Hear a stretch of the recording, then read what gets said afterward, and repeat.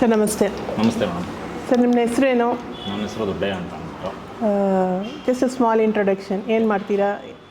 ನಮ್ಮ packaging factory ಕಾರ್ಪೊರೇಟೆಡ್ box ನಮ್ಮದೇ own factory ಇದೆ. ಸೊ ಅದನ್ನು ಮಾಡ್ಕೊಂಡು ಹೋಗ್ತೀನಿ. ಫಸ್ಟ್ ಅದಕ್ಕಿಂತ ಮುಂಚೆ ನಾನು ಮಜಲ್ ಫಿಟ್ನೆಸ್ ಜಿಮ್ ಅಂತ ಇಟ್ಕೊಂಡಿದ್ದೆ. ಜಿಮ್ಮು 19ನಲ್ಲಿ ಕ್ಲೋಸ್ ಮಾಡಿದೆ. ಜಿಮ್ನ 19ನಲ್ಲಿ ಕ್ಲೋಸ್ ಮಾಡಿ ಇವಾಗ ನಾನು ಯೋಗ ಕಲಿಬೇಕು ಅಂತ ಅಂದ್ಬಿಟ್ಟು ಯೋಗಕ್ಕೆ ನಾನು ಜಾಯ್ನ್ ಆದೆ. ಯಾಕೆ ಸರ್ ಜಿಮ್ಮಿಂದ ಯೋಗ ಶಿಫ್ಟ್? ಯೋಗ ಕಲಿಬೇಕು ಅಂತ ನಿಂಗೆ ಹೆಂಗೆ ಬಂತು? ಹೆಂಗೆ ಕಲಿತಾ ಇದ್ದೀರಾ? ಜಿಮ್ಮು ನಾವು ಚೆನ್ನಾಗಿದ್ದರೆ ಸ್ಟೂಡೆಂಟ್ಗಳು ಬರ್ತಾರೆ. ನಾವು ಚೆನ್ನಾಗಿಲ್ಲ ಅಂತಂದಾಗ ನಾವು ವೀಕ್ನೆಸ್ ಆಗ್ತಾ ಇದ್ದಂಗೆ ನಮಗೇನಾಗುತ್ತೆ ಅಂತಂದರೆ ಜಿಮ್ ಆವಾಗ ಸ್ಟೂಡೆಂಟ್ಗಳು ಕಡಿಮೆ ಆಗ್ತಾ ಹೋಗ್ತಾರೆ.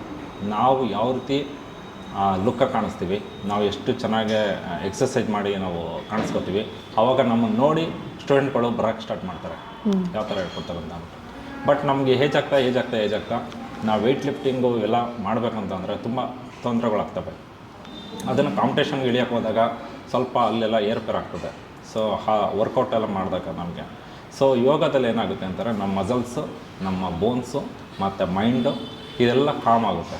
ಸೊ ನಮ್ಗೆ ಜಿಮ್ ಮಾಡಬೇಕಾದಾಗ ಏನಾಗಿರ್ತದೆ ಅಂತಂದರೆ ನಮ್ಮದು ಸ್ಥಿರತೆ ಇರಲ್ಲ ಮೈಂಡ್. ಸೊ ಅಲ್ಲಿ ಏನಾಗುತ್ತೆ ಅಂತಂದರೆ ಹಾರ್ಡ್ ಆಗ್ತೀವಿ, ನಾವು ಸ್ವಲ್ಪ ಹಾರ್ಡ್ ಆಗ್ತೀವಿ. ನಾವು ಏನು ಯೋಚನೆ ಮಾಡಿ ನಾವು ಮಾತಾಡೋದು ಅಂಥದ್ದು ಬರೋಲ್ಲ ಜಿಮ್ ಮಾಡಬೇಕಾದ್ರೆ. ಸೊ ಯೋಗದಲ್ಲಿ ಏನಾಗುತ್ತೆ ಅಂತಂದರೆ ನೀವೇನು ಮಾತಾಡ್ತೀರಾ ಅದನ್ನು ನಾವು ರಿಯಲೈಸ್ ಮಾಡಿಕೊಂಡು ಅದಕ್ಕೆ ಆನ್ಸರ್ ಕೊಡ್ತೀವಿ. ಅಂದರೆ ಮೆಮೊರಿ ಕರೆಕ್ಟಾಗಿ ಕ್ಲೀನಾಗೆ ಏನು ಹೇಳಬೇಕು ಫಾಸ್ಟಾಗೆ ನಾವು ಇದು ಮಾಡೋಕ್ಕೆ ಹೋಗಲ್ಲ, ಯೋಚನೆ ಮಾಡಿ ಮಾತಾಡ್ತೀವಿ. ಅದರಲ್ಲಿ ಏನಾಗುತ್ತೆ ಅಂತಂದರೆ ಸ್ವಲ್ಪ ಅದು ಒಳ್ಳೆಯದೇ, ಅದು ಕೆಟ್ಟದ್ದು ಅಂತ ಹೇಳಲ್ಲ. ಜಿಮ್ಮು ಮಸಲ್ಗೆಲ್ಲ ತುಂಬ ಒಳ್ಳೆಯದು, ಬೋನ್ಸ್ಗೆಲ್ಲ ಅದು ಇದ್ರೇ ಒಳ್ಳೆಯದು. ಇಲ್ಲ ಅಂತಂದರೆ ಆ ಥರ ಏನಿಲ್ಲ. ನಾನೇನು ಅನ್ಕೊತೀನಿ ಅಂದರೆ gym is just one subject of yoga. Exercise ಮಾತ್ರ ಅಲ್ಲಿ ನೋಡ್ತೀವಿ, ಇಲ್ಲಿ ನಾಟ್ ಎಕ್ಸಸೈಸ್ ಮಾತ್ರ ಇಲ್ಲ, ಫಿಸಿಕಲ್ ಬಾಡಿಗೆ ಮಾತ್ರ ಇಲ್ಲ, ನಾವು ಮೈಂಡ್ಗೆ ಪ್ರಾಣಗೆ ಎಲ್ಲ ಕೊಡ್ತೀವಿ ಅಂತ ನನಗೆ ಶಿಫ್ಟ್ ಆಗ್ತಾಯಿದೆ. ನಿನಗೆ ಈ ಶಿಫ್ಟ್ ಅರ್ಥ ಆಗ್ತಾ ಇದೆಯಾ ಸರ್? ಜಿಮ್ಮಿಂದ ಈಗ ಯೋಗಕ್ಕೆ ಬಂದಿದ್ದೀರಾ, ಜಿಮ್ಮಲ್ಲಿ ಮಾಡುವಾಗ ಮಾಡಿರೋದು ಎಕ್ಸಸೈಸ್ಗಳು ಈಗ ನಾವು ಬರೀ ಎಕ್ಸಸೈಸ್ ಮಾಡ್ತಾ ಇಲ್ಲ, ಎಕ್ಸಸೈಸಲ್ಲಿ ಇಲ್ಲಿ ಬಂದು ಆಸನ, ಎಕ್ಸಸೈಸ್ ಪಾರ್ಟ್ ಬಂದು ಇಲ್ಲಿ ಆಸನ ಮಾತ್ರನೇ. ಬಟ್ ಈ ಶಿಫ್ಟ್ ನಿಮ್ಗೆ ಗೊತ್ತಾಗ್ತಾ ಇದೆಯಾ? ಇಲ್ಲಿ ಏನಪ್ಪ ಅಂತಂದರೆ ಈಗ ನಾವು ಮಾಡ್ತಾ ಇರೋದ್ರಲ್ಲಿ ಮನಸ್ಸು ಮತ್ತು ಬ್ರೈನ್ ಕಂಟ್ರೋಲ್ ಮತ್ತು ಬಾಡಿ, ನಮ್ಮ ಬಾಡಿನ ನಾವು ಥಿಂಕ್ ಮಾಡ್ತೀವಿ, ಯಾವ ಬೋನು ನಮಗೆ ಎಲ್ಲಿ ವರ್ಕ್ ಆಗ್ತೈತೆ, ವೆಯ್ಟ್ ಎಲ್ಲಿಗೆ ಲಿಫ್ಟ್ ಆಗಬೇಕು, ನಾವು ಒಂದು ಬೆಂಡ್ ಮಾಡಬೇಕಾದಾಗ ನಾವು ಬಾಡಿ ಎಲ್ಲಿಗೆ ಶಿಫ್ಟ್ ಆಗುತ್ತೆ, ವೆಯ್ಟು ಎಲ್ಲಿಗೆ ಶಿಫ್ಟ್ ಆಗುತ್ತೆ, ಅದೆಲ್ಲ ನಮಗೆ ಗೊತ್ತಾಗುತ್ತೆ.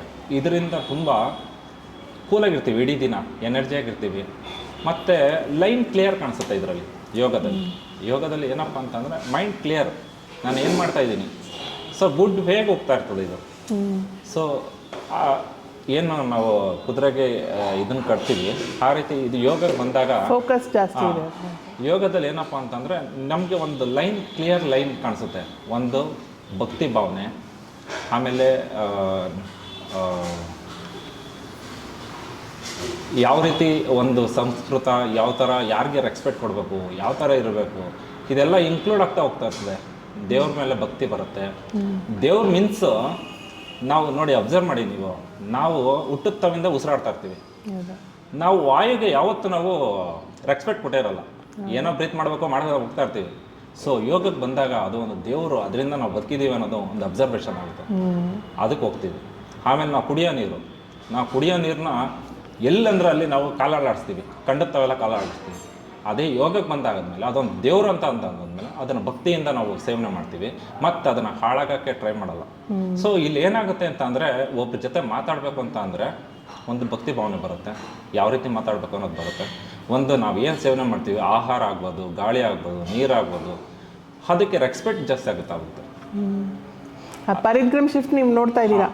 ಯೋಗ ಅಂತ ಬಂದಾಗ ಒಂದು ಯೋಗ ಅಂತ ಬಂದಾಗನೇ ಮನಸ್ಸು, ಮೈಂಡು, ಬಾಡಿ ಕಂಟ್ರೋಲ್ ಒಂದು ವೇಗ ಆಗುತ್ತೆ. ಒಂದು ವೇಗ ಆದಾಗ ನಾವು ಏನು ಮಾಡ್ತಾ ಇದ್ದೀವೋ ಅರಿವು ಇರುತ್ತೆ. ಇದೇ ಯೋಗ.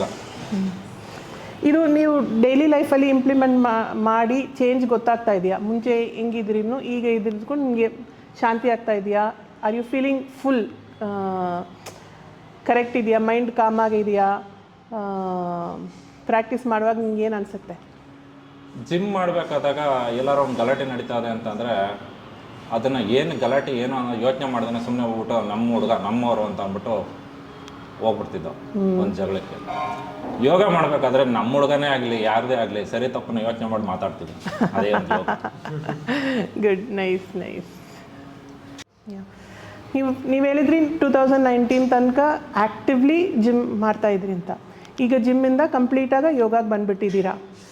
ಇದರಿಂದ ನೀವು ಸೊ ನಿಮ್ಗೆ ಎರಡು ಎಕ್ಸ್ಪೀರಿಯೆನ್ಸು ಆಗಿದೆ. ಈಗ ಜಿಮ್ಮಲ್ಲಿ ಮಾಡೋವಾಗ ಮೈಂಡ್ ಸೆಟ್ ಹೆಂಗಿದೆ, ಫಿಸಿಕಲ್ ಬಾಡಿ ಹೆಂಗಿದೆ, ಈಗ ಯೋಗ ಮಾಡ್ತಾವಾಗ ಹೆಂಗಿದೆ ಅಂತ ಎರಡು ಎಕ್ಸ್ಪೀರಿಯೆನ್ಸು ಇದೆ.